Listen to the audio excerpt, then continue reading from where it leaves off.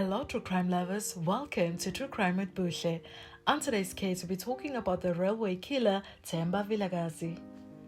Vilakazi was born between 1981 and 1982 in Soshanguve.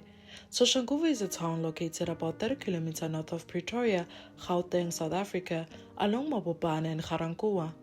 Little is known about his childhood. In addition, he had dropped out of school in 10th grade, was unmarried, had no children, and had no job at the time of his arrest. In July 2005, Vilakazi allegedly murdered Moses Tsibi, a black man, by stabbing him 17 times in the left chest.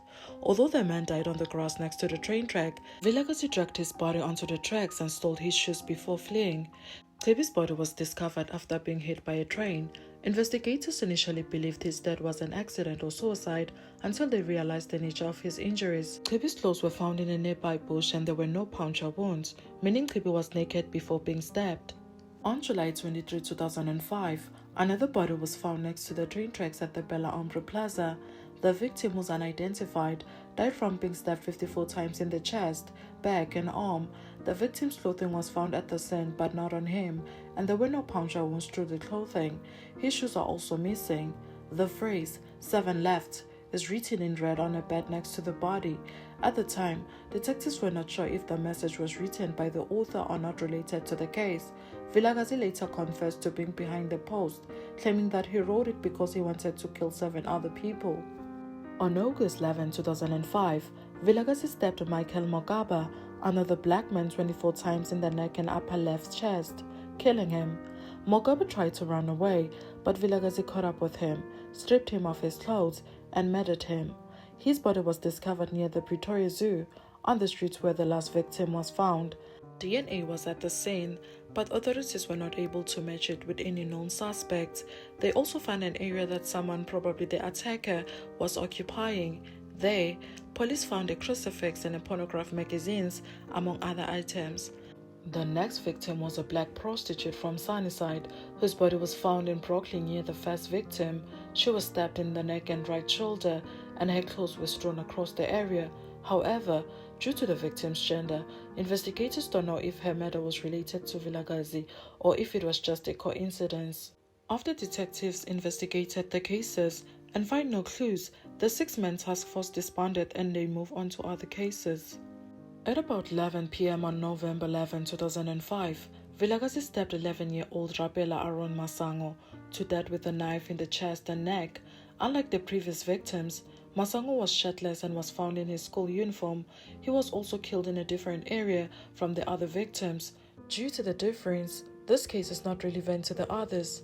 Investigators found DNA on the knife handle, but they did not test it against DNA found at the Mogaba crime scene. On October 19, 2012, Vilakazi approached 2 men and offered to buy them food. One of the men turned down the offer, but the other, who was 18, went with him. When they reached a deserted area, Vilakazi threatened the man with the knife and forced him under a bridge, where he took his phone and money. Then Vilakazi killed him. In the winter of 2013, Vilakazi was walking when he saw a policeman on his way to work. After acting suspiciously, the officer searched him and found drugs in him. When the police officer accompanied him to the police station, the victim of Vilakazi's rape, who was in the area, informed the officer that Vilakazi had raped him. The criminal's DNA was then obtained and he was subsequently implicated in both the rape and the murder.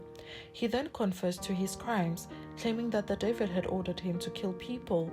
However, the police department's paranormal unit later interviewed him and concluded that the murders were not motivated by Satanism. A psychiatric evaluation also determined that he did not have any mental illness. Vilakazi was charged with murdering the unidentified man, killing Mogaba, and killing Masango. He pleaded guilty, saying, "There are 2 kinds of people on earth, those who bear the mark of the ship and those who bear the mark of the beast. I received instructions from the beast about who to kill.